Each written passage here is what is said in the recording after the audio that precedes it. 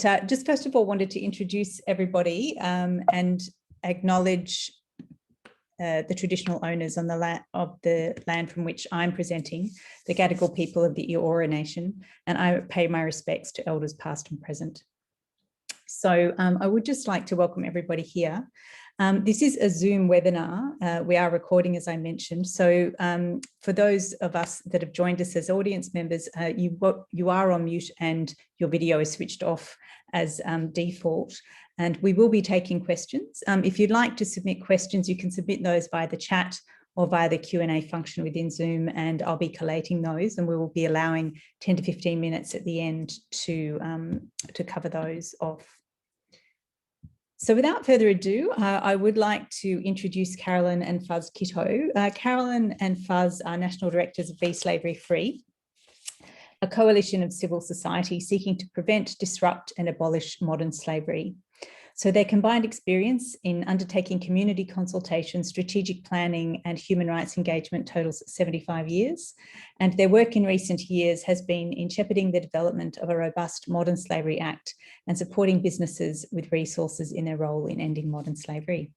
So Fuzz and Carolyn, I will hand over to you. Great. Well, thank you, Nimity, and it's great to work together with Fair Trade Association. Well, we'd like to start with stories because the great reformers and the great teachers throughout history have been storytellers. And when it comes to child labour, there certainly is a story to be told. In fact, there's probably 152 million stories to be told. And so one of the things which we find is really important is to really get down and to dig down into what's happening on the ground. Banu was from Burkina Faso in West Africa.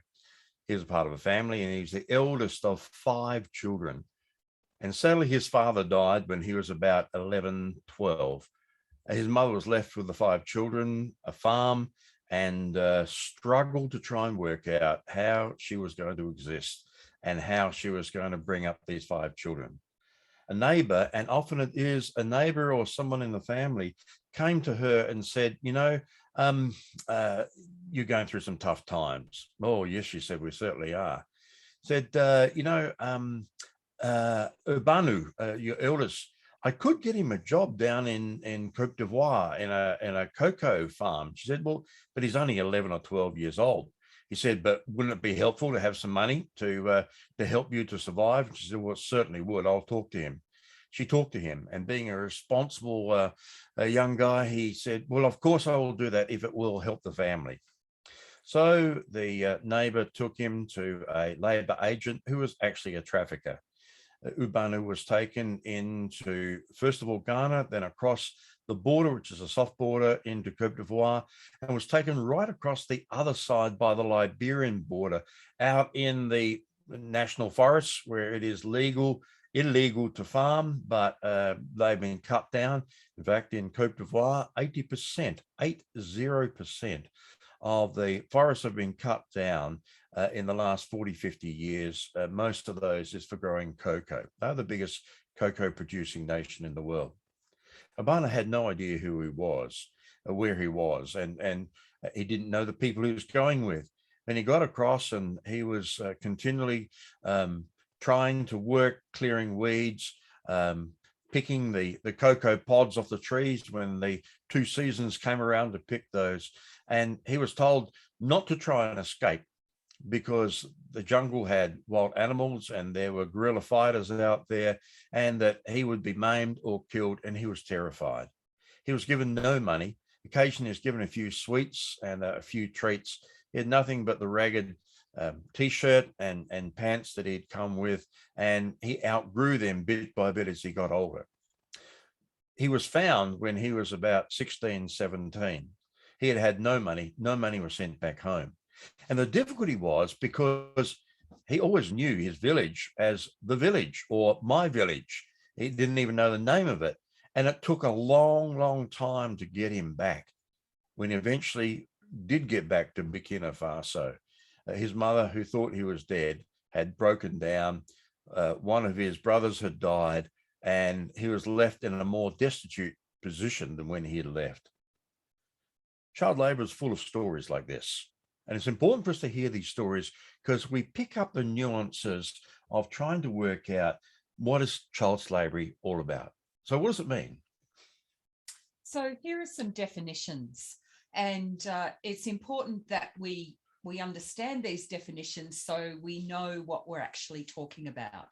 So the ILO protocols, and in fact the Australian law, talks about 3 or 4 different sorts of involvement of children in work. And so the first one is called child employment or child work. And this is where children get involved in doing things that might contribute to the market, but they might be entirely informal. Child work is actually good for children. It's good for their socialization. This is helping out around the house. It could be helping in the family business. It could be dusting shelves. It could be delivering newspapers. It could be that you have a small number of hours of paid work, and it might be in the family or it might be outside of the family. And countries have laws around the minimum age at which you are allowed to do this kind of work. And what's important about this is to understand that it is part of a positive socializing process for children. It is good for them. It is good for society. There's all sorts of skills and socializations that they acquire, but it doesn't impact them negatively, physically, psychologically, or socially, and it doesn't impact their capacity to go to school. The next category is called child labour. So child labour is the kind of work that deprives children of their childhood, potentially deprives them of their dignity, and it becomes harmful to their development. So mentally, physically, socially, morally dangerous, and it might interfere with their school. So that interference would be because of the number of hours that they are expected to do this work. It could be because they're not getting enough sleep because of the hours that they're working. It could be the work is physically exhausting, or it's exposing them to things that are inappropriate for them to be exposed for their ages. Then hazardous labour and worst forms of child labour tend to be used a little bit interchangeably. But what gets added to hazardous labour is that it actually harms the health, safety, or morals of children. And so in this category, we find that children might be using machinery that is dangerous. They might be exposed to chemicals that are dangerous. The weight of things that they're asked to carry is very high, and it can damage their bodies. In some cases, if it's related to online sexual exploitation of children or child soldiers, it's actually going to harm their morals and their psychosocial development. It might involve them being separated from their families, being involved in having serious hazards and illness, left to fend for themselves. And at the worst end of this, there is actual slavery, prostitution, involved in illegal activities such as the trafficking of drugs, or being armed soldiers in a conflict.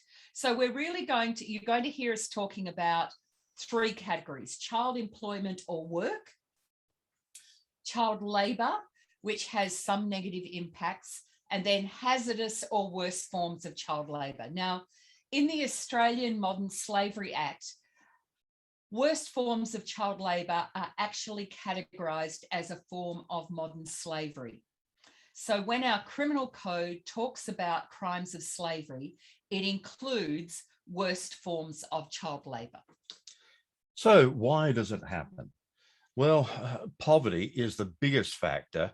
80% of children in child labour are in agricultural areas and agricultural work, and the rest are in a mixture of factories and brick kilns, and we'll talk a bit more about that later. Grace Abbott was one of the great reformers in America and fought for the rights of children and of mothers and of health care, and her very astute reflection was that child labour and poverty are inevitably bound together. And if you continue to use the labour of children as the treatment for the social disease of poverty, you will have both poverty and child labour to the end of time. And is an astute observation. We see this happening around the world in the places that we work. We've worked in 52 countries around the world. And in this area of child poverty, we see that in the places that we sometimes take people to, where we go and negotiate when we work with our on-the-ground partners. And poverty is by and far the biggest factor of why children are involved in child labour. Dr. Shante, and we'll talk a little bit more about her story later on, from the MVF Foundation in India. She's been working there for 30 years. We had her on one of our seminars a couple of weeks back. Her observation, which we thought was so helpful, also very similar, says we often think of poverty causing child labour, but it's equally true that child labour causes poverty. If they're not able to go to school, if they in some ways have been thwarted in their capacities to learn or to be harmed in some way, either physically or mentally or ethically, then it means that their prospects of getting a good job and a good income are cut down unbelievably. So what's the extent of it? So recently, the International Labour Organization and UNICEF released their report, which they do every 4 or 5 years, on the state of child labour in the world. And it was not encouraging. For the first time in 2 decades, the number of children in child labour had actually increased. We've been doing a fabulous job of getting those statistics to decline. And then in this last study, it increased. So worldwide, there are now 160 million children engaged in child labour, and 79 million of them are performing hazardous work. So remember, hazardous or worst forms of child labour are the kinds of labour that are going to damage these children, probably permanently. So here's pulling this out a little bit more, and we've lost the numbers off the bottom, but sorry about that. So at the beginning of this century, we were at 245.5 million children in child labour. And 5 years ago, we had dropped to 151.6, or most people would say 52 million. 152 million. 152 million, sorry, 152 million. In the last year, in the last period of this research being done, that 152 million has increased to 160 million. And there's been a lot of that increase has actually been in the worst forms of child labour. So which regions of the world is it happening in? So sub-Saharan Africa is the highest.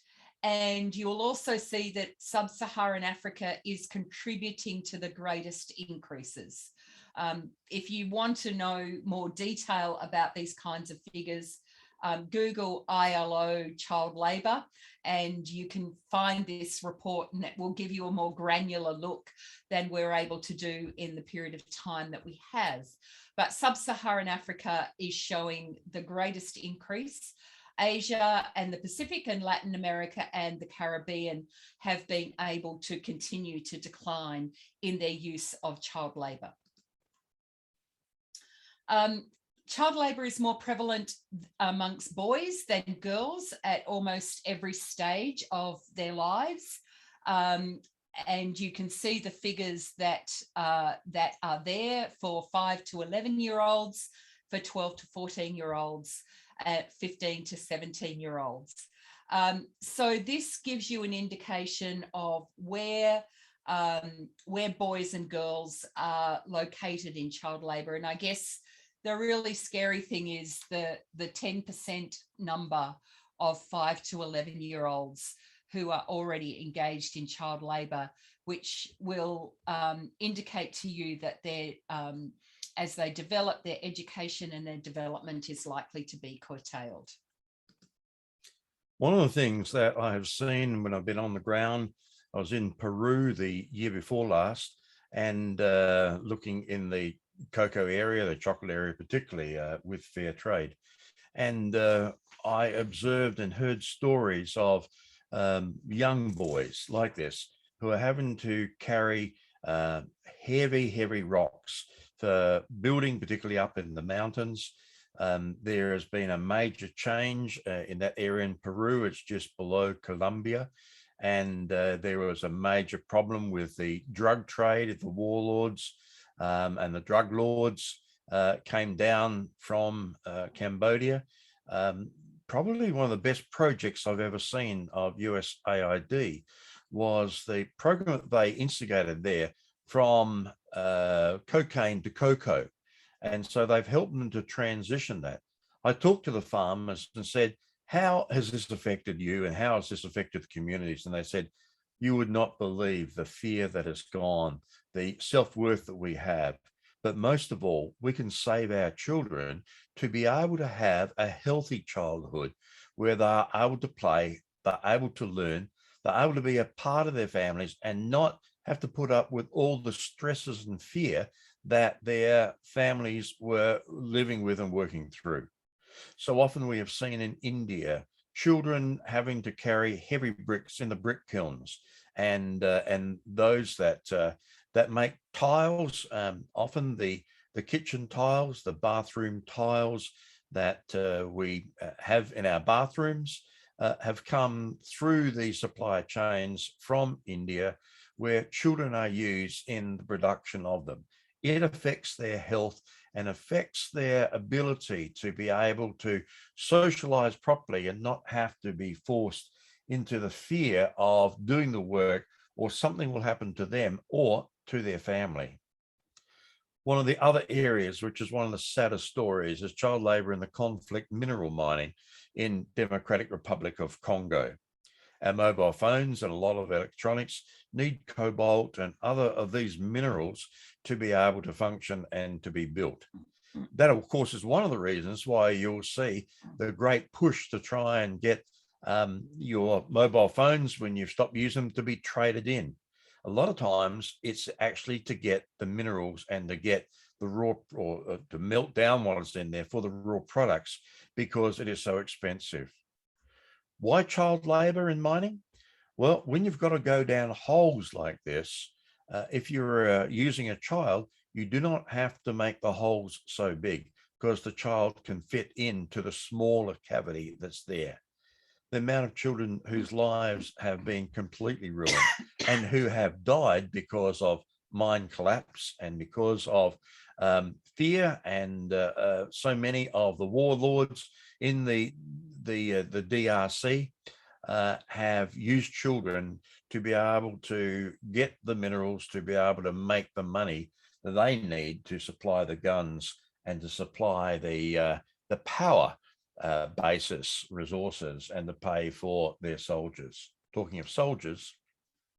So child soldiers, I guess this is, it's really hard to put this on a scale, but one of the first things that I did in around 2005-06, when I was working with World Vision, was went to their programs that they were running in northern Uganda, working with child soldiers. And this is where children are recruited into armed forces. It's not just as simple as giving them a gun and asking them to shoot someone. There's a whole ritualization process that goes on behind this, which often involves them killing a member of their family so that they can no longer be reintegrated back into their village. And of course, they are abused. I spent an afternoon sitting on a floor in a hut with 4 young women. They didn't really know how old they were. They were probably 15 to 17 years of age. They had each been taken as child soldiers when they were 4 or 5. And once they had become old enough, which we would not think was old enough, they had been used as sex slaves by the leaders in the Lord's Resistance Army.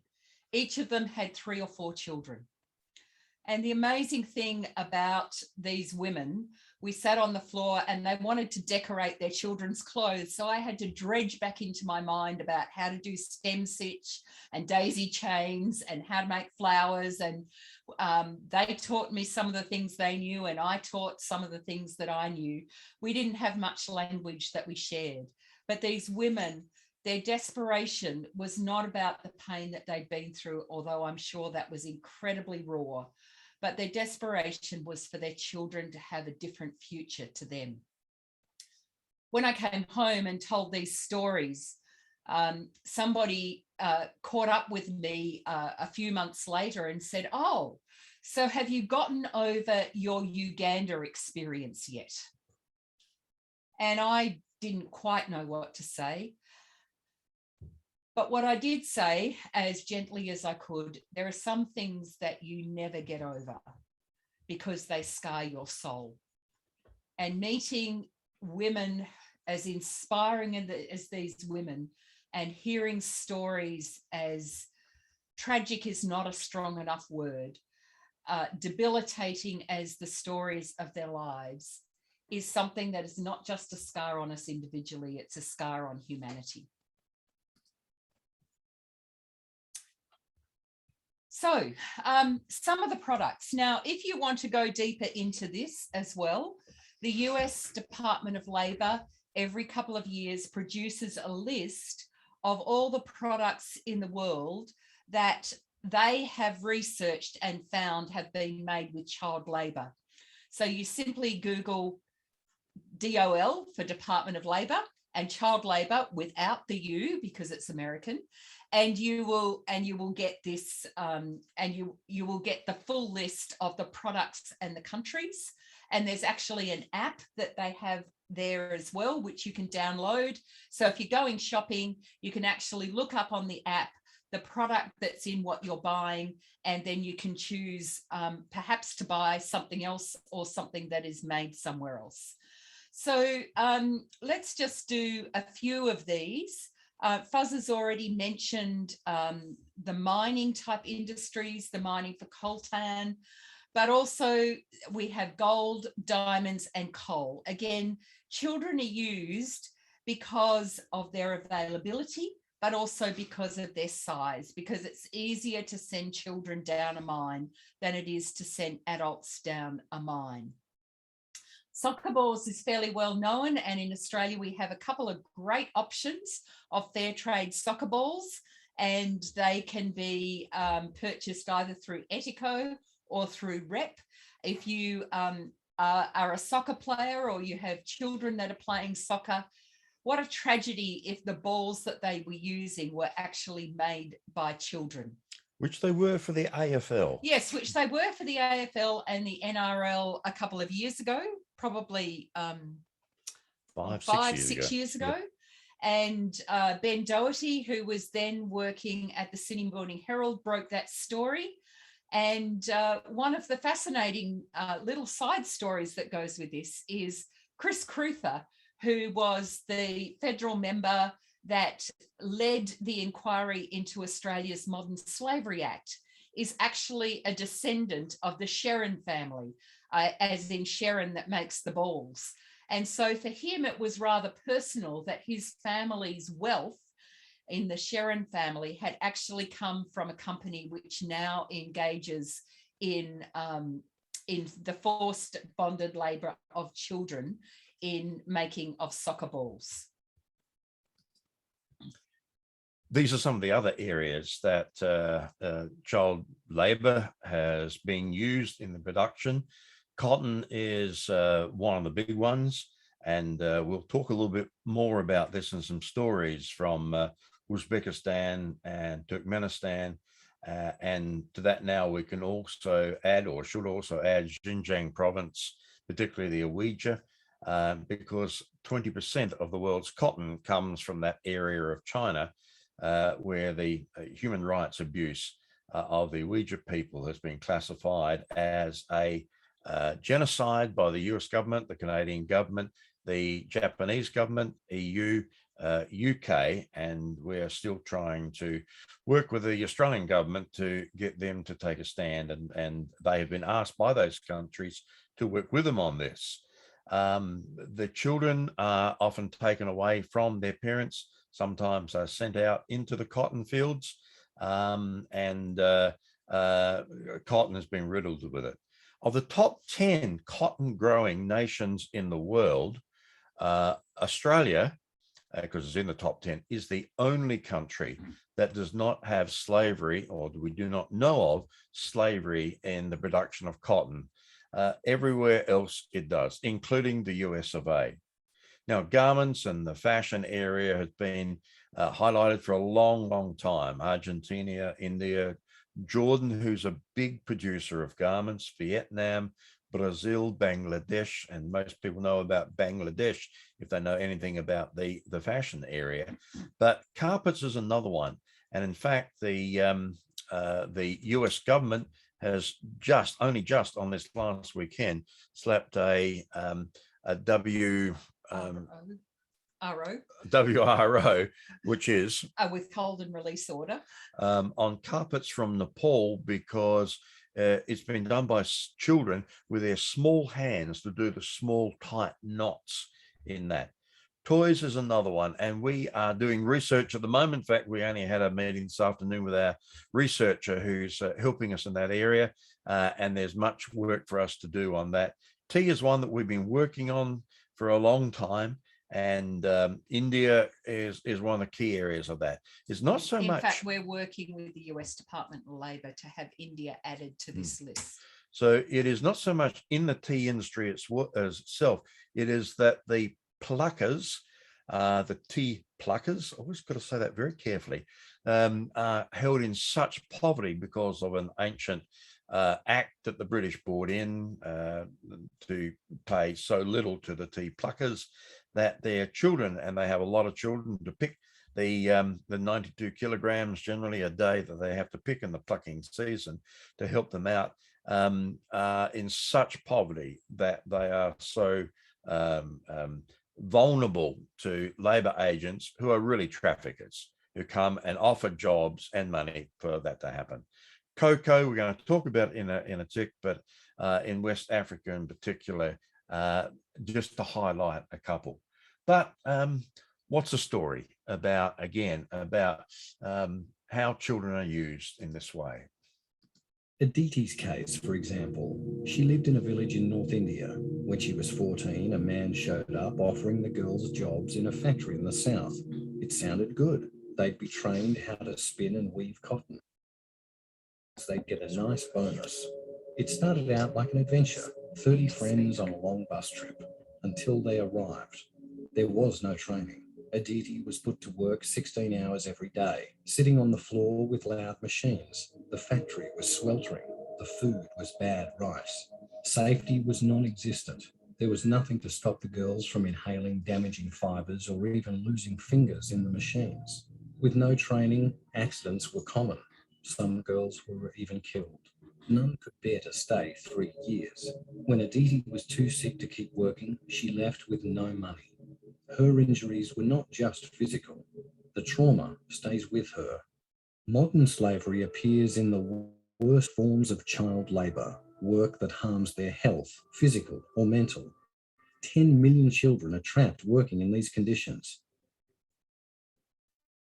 And like all child labour, it takes away their opportunity for an education and a decent future. Aditi's case.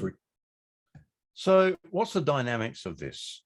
The sad part is that It's happening on so many levels, and therefore we need to be able to think about how we respond to it on the different levels.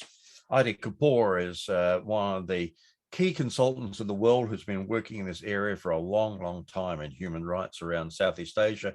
In particular, she is based in Singapore, in Bangkok rather, and we catch up every time we go to Bangkok. If people can remember those times when we could travel overseas and do these wonderful things. And we would sit and continually talk through. We're running a series at the moment, and the introduction to child labour that she did with us a couple of months ago, which is available on our website, is probably one of the best introductions I've ever heard to child labour.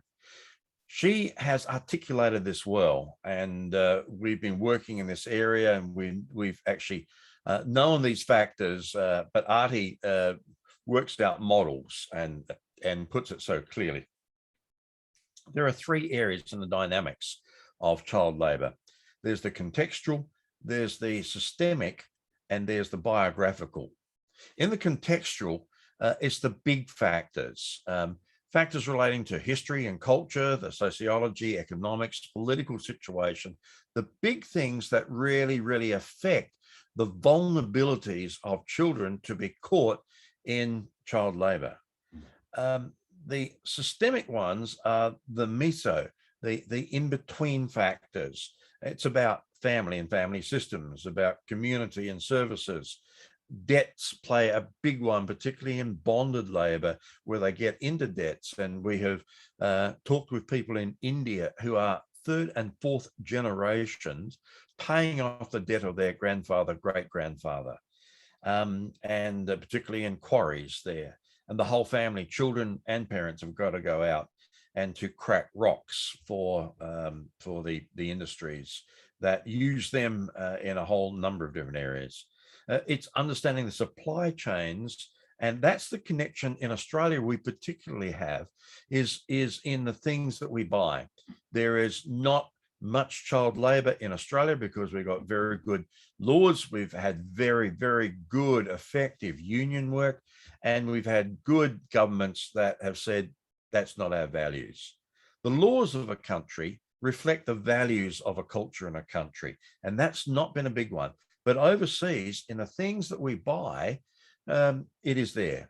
Probably something like $100 million worth of slave produce comes into Australia. And finally, the biographical ones. These are the micro, the local ones. Factors relating to personal social identity, conditioning, relationships, aspirations, and other life experiences that need to be worked on in that way. These three areas have got to be worked on with different strategies. A lot of what happens in Fair Trade Association is working with local producers, particularly in the micro areas. It's not going to affect the overall, but it will affect a family, a child, a female, a man, and it will change the life bit by bit. And that becomes an important thing to understand about what we do about it. One of the questions that people ask us is, what is the impact of COVID? Well, this is something that was addressed in the ILO UNICEF report. And basically what they are saying is that without mitigation, that is without doing something, the number of children in child labour could rise from 160 million in the next 2 years to 169 million. And this is because as jobs become less available, children are needing to leave school for their families to simply have enough money. If the choice is school or eat, then people will make the choice to be able to eat. And we've seen that there has been an increase, as we said, over the last 4 to 5 years due to an increase in poverty. So if we want to address this issue, we need to increase social protection. And if we don't, if the poverty increases and the social protection coverage is not put in place to support these children in the time of COVID, we will see an unacceptable increase. We don't like to jump to solutions because we think it's really important to steep ourselves in the understanding of child labour, how it happens, what are the factors, what are the dynamics around that. But one of the things that we do find is that if we're going to see change, it's really got to be a cultural change.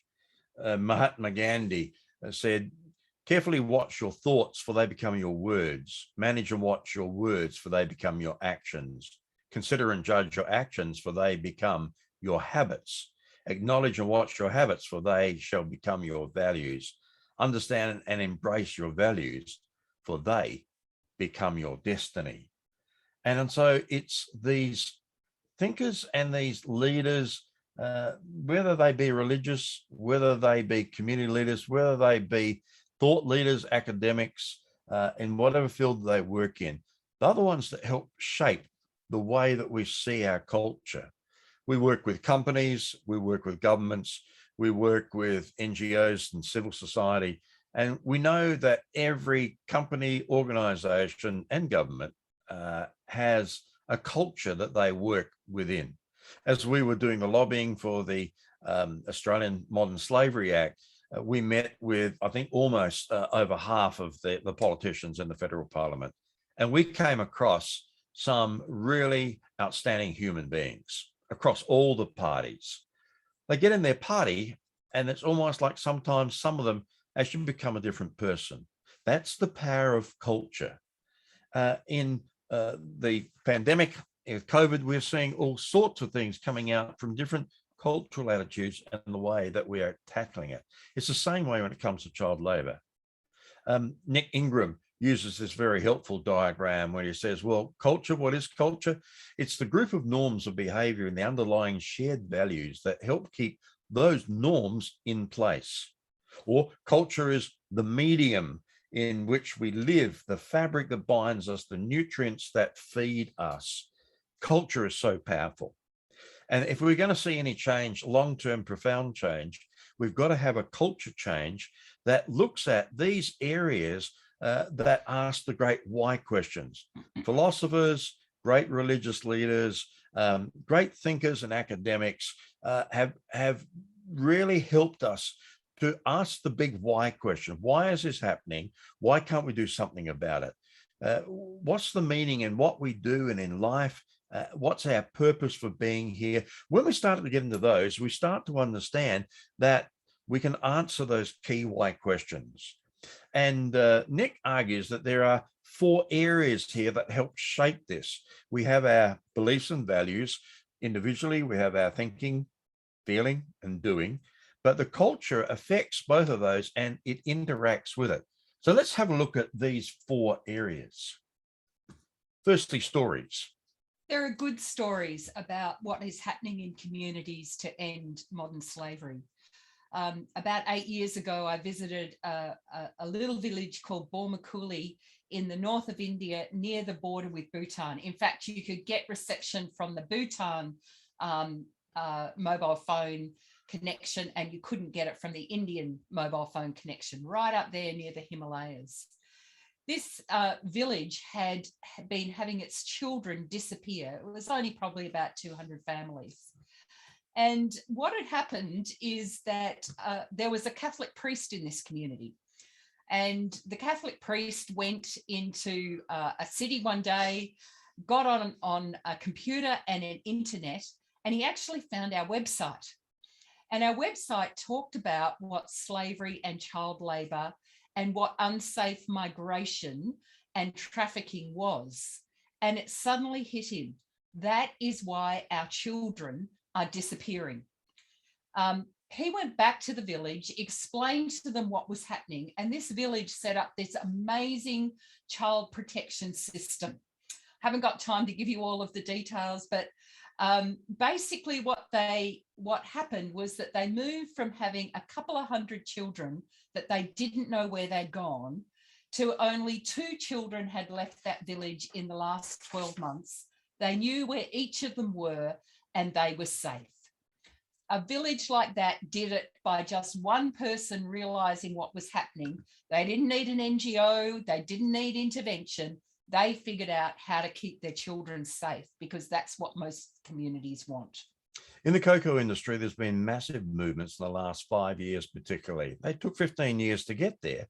But now major companies, and Nestle's is one of the leaders on this.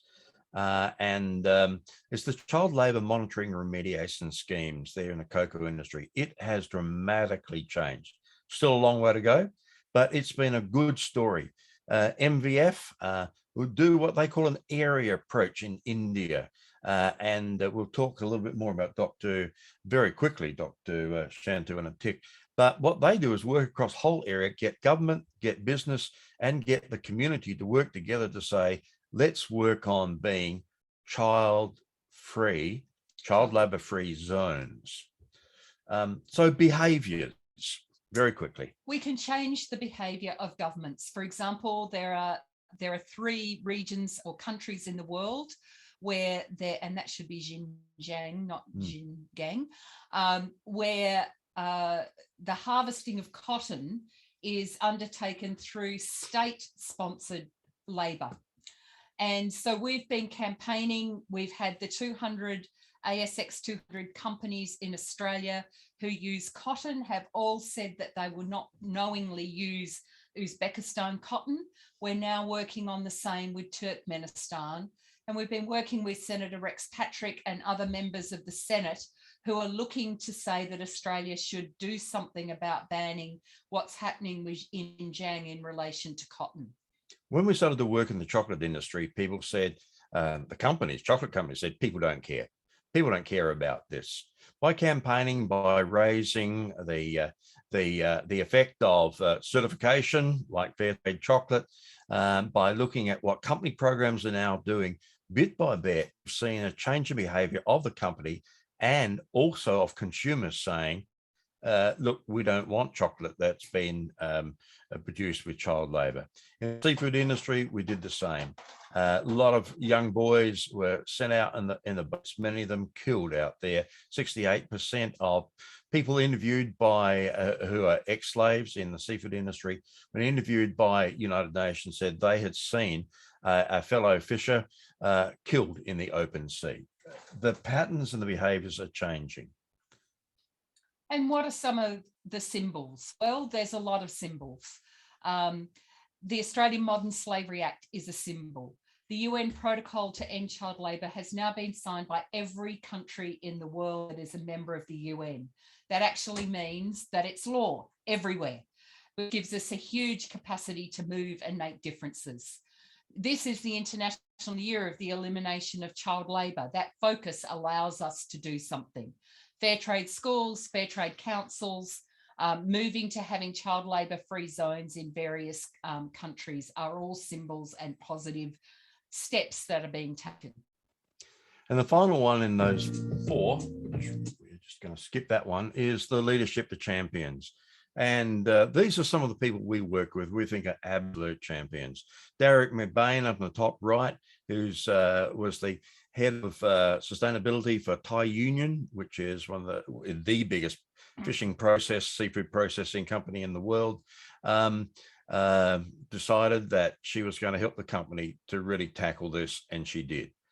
She is now the most awarded global sustainability manager, and we are so privileged to have her on our board. What she has done in that industry has been absolutely phenomenal in saving boys going onto fishing boats and working in slavery in prawn farms.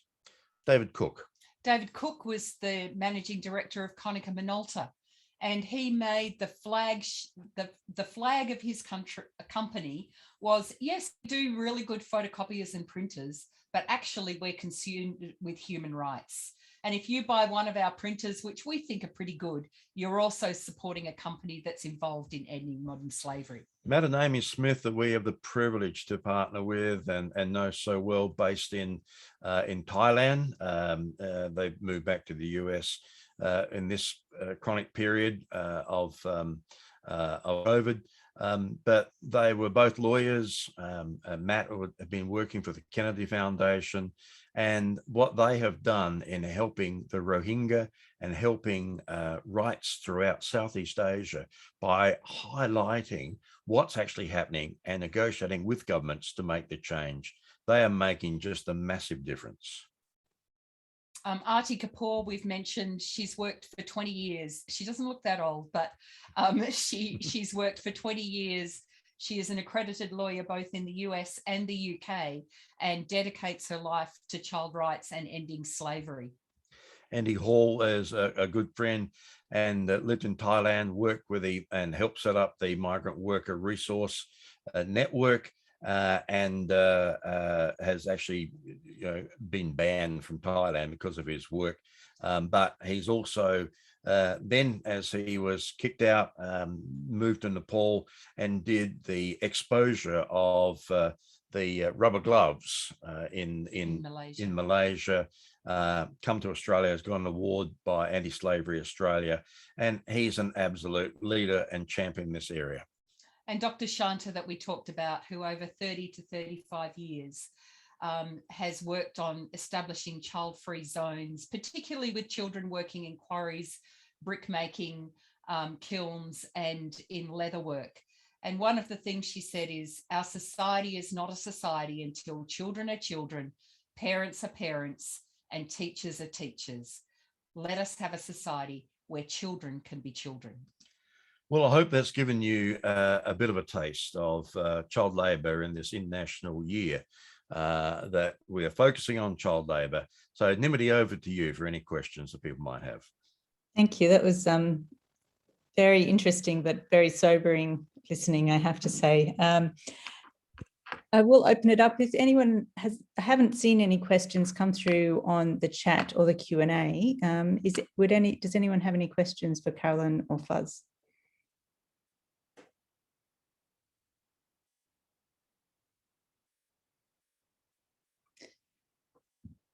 I just have a question from my side. So in terms of both of your personal journey with this mission, what do you think is sort of the biggest thing that you sort of feel has been a positive impact since you've started your work? Probably the Australian Modern Slavery Act would be one of the big ones. We looked at, and we were asking for a Modern Slavery Act since way back 2011. And we looked at what was happening in the UK and said, thank you very much, Mark 1, we can do better than that. And so for 2 years of our life, we lobbied, we worked with business, we worked with NGOs, we pulled them all together, and we looked at what we could do with our campaigning, and that's been a big part of who we have been with Big Slavery Free. And we saw that if there was a robust Modern Slavery Act it just raised the bar, and then we could move up from that.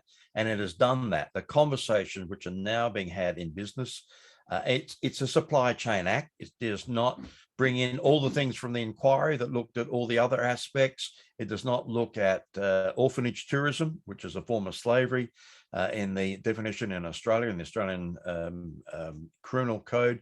It does not do enough on child marriage, which is one of the biggest areas of slavery in Australia.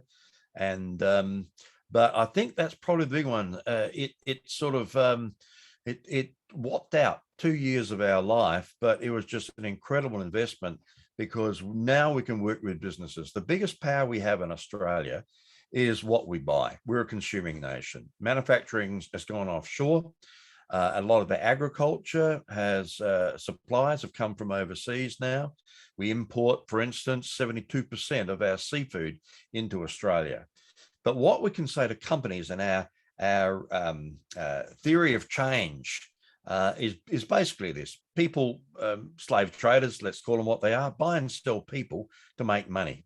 If we can say to companies, check your supply chain, go down, become slave free, have a clean one, what it does is that factories and farms and in boats are going to be told, look, we can't have slavery here because we're going to lose our markets. That becomes the big driver. And so it means that we can starve the slave traders. We love starving slave traders. It's the biggest thing that we can do. Buzz, I think that answers, we've got a few questions coming through now. That probably answers the first one quite well, which was how much power do we have as consumers to make an impact on global supply chains? So it's really about what we buy and asking those questions of who we buy from. That's a big one. We do the chocolate report every year, and we, again, have grown that by bringing partners together. We did an assessment on 32 chocolate companies and 20, how many retail chains that sell chocolate and confectionery? 20-something. 26, 28. It had a reach because of our partners, and the beauty of partnering is that you grow your capacity. You can inform consumers, you can help consumers make good choices, and with the reach, it went out just in print alone, it had a reach of 215 million this year because of the partners that we had. And so that helps consumers to say, what should I buy? I've got a choice. It is incredibly powerful. Fantastic. So I've got a question here from Corinne. She asks, all the supermarkets in Australia say they are only selling slavery-free seafood from Thailand, Taiwan, etc. Can their assurances be trusted? Is someone or some system overseeing their claims, or should we only buy Australian or New Zealand fish and seafood? That's a really interesting question, Corinne. A good one. A good one. And the answer I wish was yes or no, but it's not that simple. No supermarket in Australia claims they're only selling slavery-free seafood because nobody can claim that. What they do claim is that they've taken steps to trace their supply chain to ensure that the labour standards and conditions exclude the possibility of child labour and of other forced labour or bonded labour. They do have some kind of systems overseeing their claims. Those systems have primarily been adapted from environmental certification systems, and we would like to see them to be much stronger in the social areas. New Zealand was actually, seafood is very complex. So for example, currently a Chinese-owned fishing vessel flagged— Or South Korean. No, it was Chinese. Oh, it's okay. Flagged out of Fiji, so it was on a Fijian fishing license. Fishing in international waters has been found to have forced labour on it. Mm-hmm. Whose laws do they get prosecuted under? It's complicated, yeah.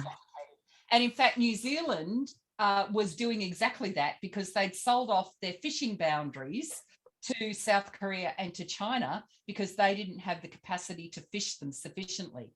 So there were vessels flagged from other countries fishing in New Zealand waters that were using forced labour, and New Zealand's done a good job of addressing that.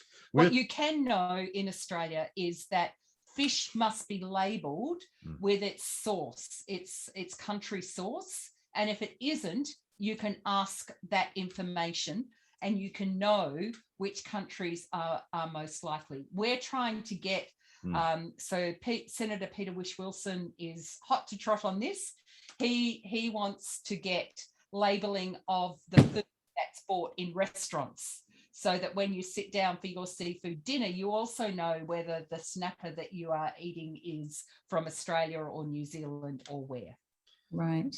So we've got a follow-on question there from an anonymous. It says, I've heard people say that if we boycott specific brands and products that are produced with child labour, those children won't be able to work and their families will be worse off in the short term. Can you speak on this issue? Yeah, most certainly. And a lot of people say, but, but at least if they're, if they're working, they bring something for the family. Slavery generally means they don't get any money.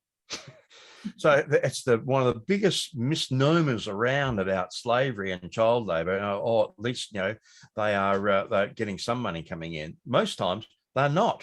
There's not any money. And they're not contributing to the family in helping out on the family farm because they've been trafficked somewhere else. So their families are actually much worse off short term and long term. We worked in the beginning, we worked on a name and shame. We'd find a company, it had slavery in the supply chain, would go bad company, shame, shame, shame, shame.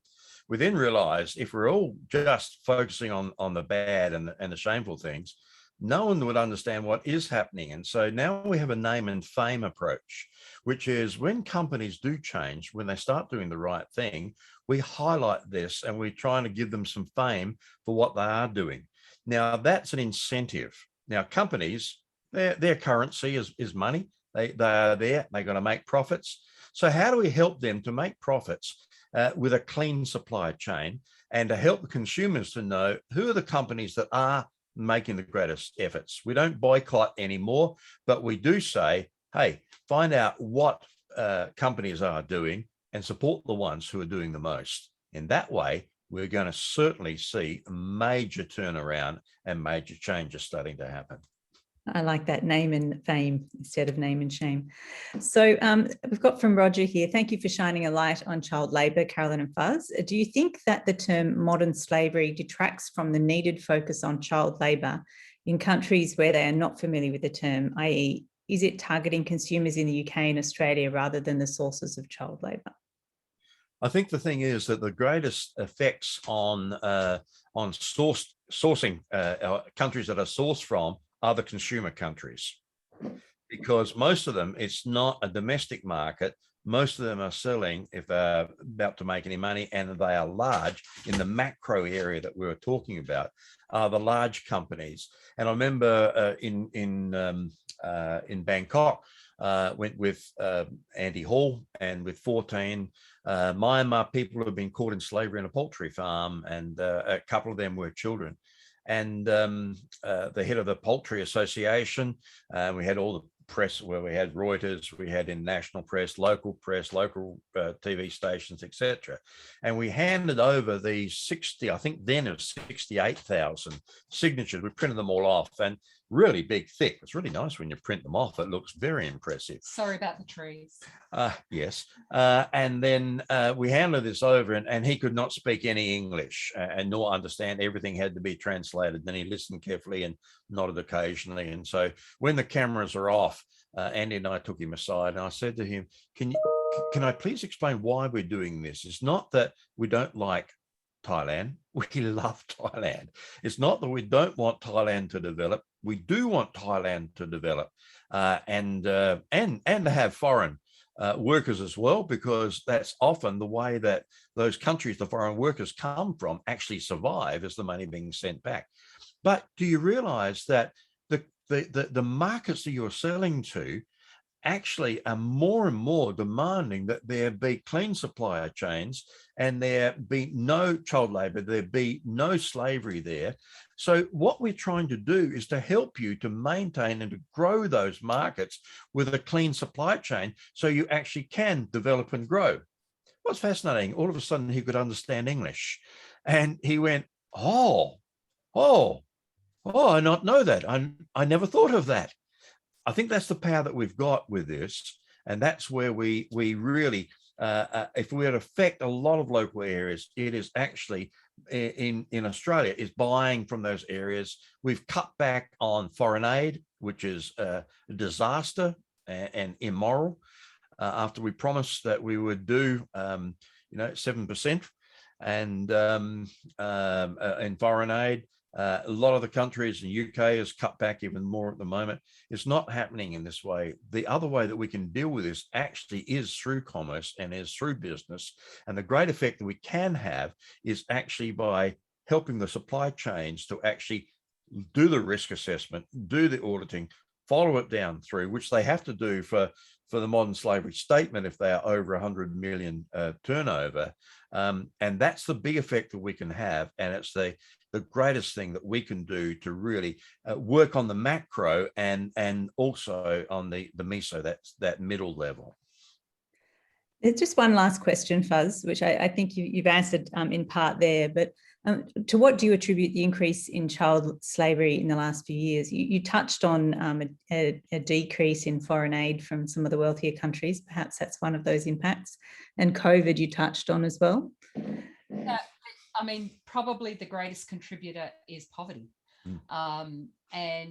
the countries where we're seeing child labour increasing are not doing well in their development areas. And some of that is because of COVID, although the research was actually done at the very, very beginning of COVID. So we still haven't seen the impact of that in the data. But some of it is also that the drive in countries like Australia to get things cheap.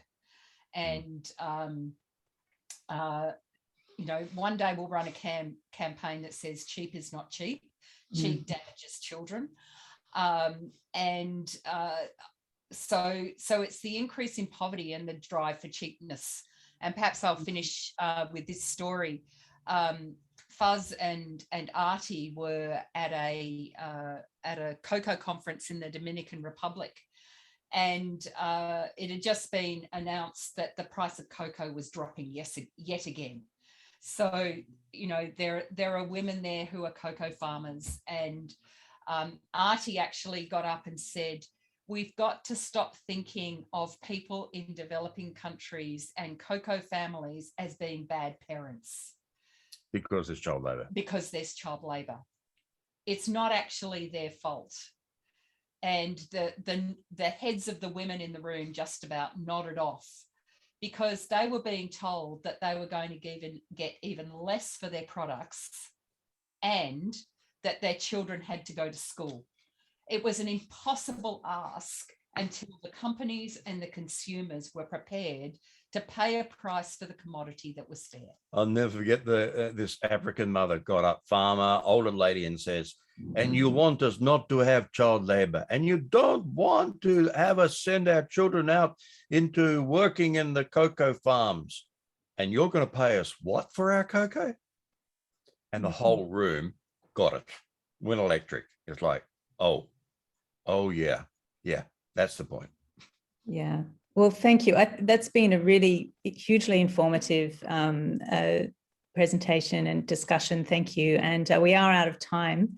I would just say to everybody listening that this is, you know, we will share the recording and we will share it to those that couldn't make it perhaps for the whole time as well. And if you want to do something and get involved, you can see there join the Be Slavery, go to the Be, I'm assuming that's Be Slavery Free website.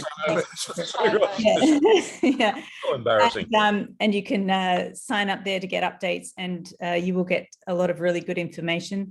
And of course, also when you buy fair trade, you're actually also ensuring that the products, as we talked about, don't include slavery in their supply chain. So, and more importantly, are free of child labour. So I wouldn't say more importantly, as importantly, free of child labour. So so doing those things really helps, and you can find us on all of the usual places: Facebook, Instagram, and of course the Fair Trade Association website. So we'll leave it there, and thanks everyone for joining. Thanks, Femity. Bye bye. Thank you. Bye.